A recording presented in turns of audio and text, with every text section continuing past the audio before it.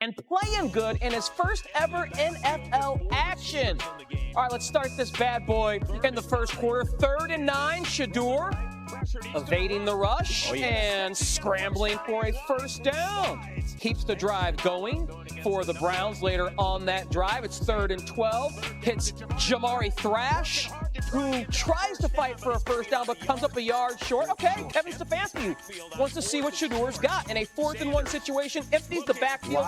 Shedeur. Empty back or for the what? This is one of those things they talked about with Shedeur at Colorado. Took a lot of sacks, invited a lot of trouble. They do not convert the 4th down turnover on down. 7-0 Carolina later in the game. First play of the second quarter, Shedeur off the play action. Rolls out and threads a beautiful pass. Now that's what he did too. Davis. He did a lot of that at Colorado for show. Game tied at 7. Later in the second, play of the day, as Shedeur extends the play on 2nd and 12. Floats one beautifully to Lou Floria, who makes the wonderful one-handed catch. First down Browns. That drive would conclude with Sanders sidestepping the rush and throwing a dot to King Davis again. Second TD. The King, LeBron James, taking notice. He's loving it.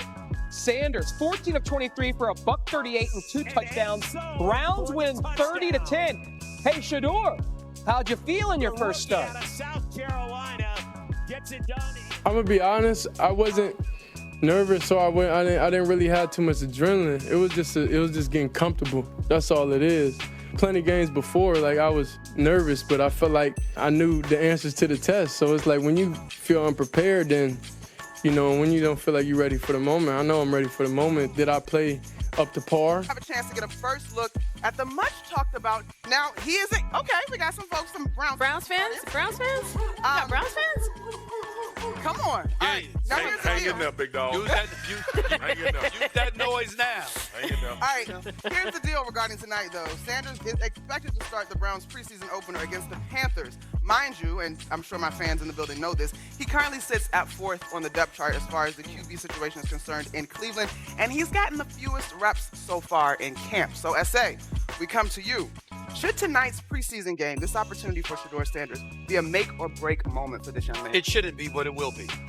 Because I think that there's a lot of people that's looking for an excuse for him to fall. That doesn't mean it's the Cleveland Browns. And, you know, when I was talking about this yesterday, one of the errors in my judgment is that I totally forgot that Kenny Pickett was injured, obviously. And so you take into account him and Dylan Gabriel, and they're a bit hampered right now. That would contribute to Shedeur Sanders being in the starting lineup tonight. He's been operating against the third unit, essentially. He hasn't been operating against the starters, and the starters are not going to play tonight. So it's the people that he's playing with, he's accustomed to doing so. I'm just of the mindset, and, you know, I might be in a minority with this, y'all, but this was a guy that was projected to be a top 2 or 3 quarterback taken in the draft. It just resonates with me that you fall to 144. It's a story he doesn't need to pay attention to. He's on an NFL roster. Move forward. Don't think about that. But damn it, he ain't on First Take. I am. And I'm telling you what I'm thinking about. And what I'm thinking about is the fact that because people had a problem with his daddy for a multitude of reasons, it affected his draft stock. And so you have folks out here that are not rooting for this brother, but he's accustomed to adversity. He's accustomed to defying the odds. He's got that intestinal fortitude, great genes. We know what Deion Sanders was. We know what his son Shedeur looked like on a collegiate level. And I'm rooting for the brother, and I hope that he does well tonight. Okay, Mark, give it up. So to answer the question, I'm going to say it could break him but not make him. And what I mean by that is if he goes out and struggles, I think he hurts himself in the competition.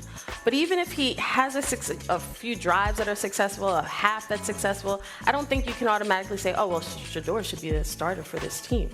I think he can only hurt himself because people are going to watch every single rep that he takes. Now, I will push back on something Steven said. I think 32 teams. The Browns are one of those teams that waited to the 5th round to draft him. So within the draft slide, there were a number of reasons. For some teams, it was the prime influence. For other teams, it's the combine interview. We weren't feeling how he walked in here.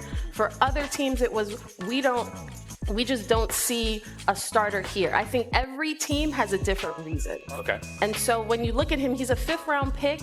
Whether you think that's fair or not, he has an opportunity. He has to take it because every rep he gets, that's all he's gonna have. But I think if he struggles, people would be like, oh, see, Stephen A. Smith was on TV talking about how he should have started, and now look, he's not, you know what I mean? Like, everybody's gonna be watching every single move of his. Yeah, but look, you don't have ops when you have opportunities like this, right? Like, everybody that's doing something big gonna have ops, whether that's in the building, whether that's outside of the building.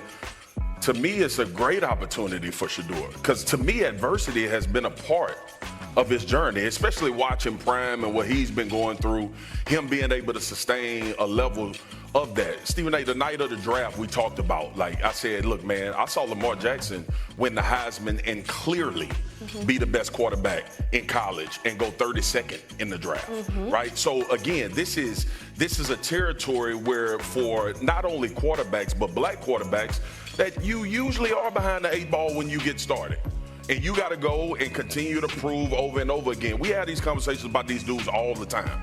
And I think Shedeur tonight has to look at this as a prime opportunity to now enter himself into the conversation about if the Cleveland, he can make everybody in the world believe Cleveland made a mistake, right? Because the same quarterback that they took 2 rounds prior to him is there as well in Dylan Gabriel. So to me, I don't look at it as, well, he's being set up to fail. The NFL hard. I don't care if you get drafted first. We still talk. The jury's still out on Trevor Lawrence. Hello. Like it's hard to play in this league. A couple of things I want to say. Number one, I was looking at myself in this blue suit. Oh, no. And it is a good look, right? Do you like the suit? But I'm getting to a bigger point. I'm getting to a bigger point. I must confess, I have nothing on this green outfit. Come on, it's Monica. slamming. It's slamming.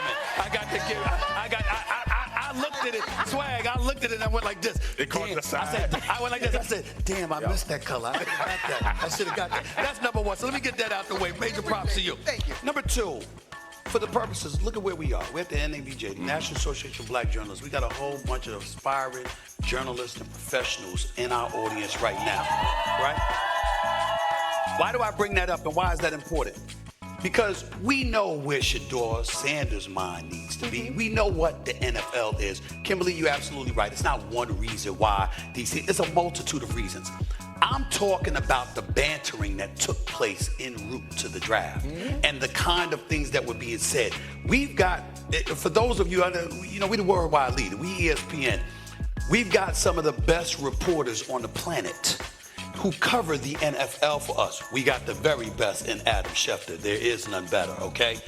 And when you heard them talking about him, you heard folks calling teams, the Adam Schefters, the Lewis Riddicks of the world, Ryan Clarks of the world, others, you as well. And you heard people saying, we ain't taking him. Before the draft even took place. Yeah. Now, this is an individual that's talented enough to at least be considered a late first rounder, a second rounder, and they were proclaiming before any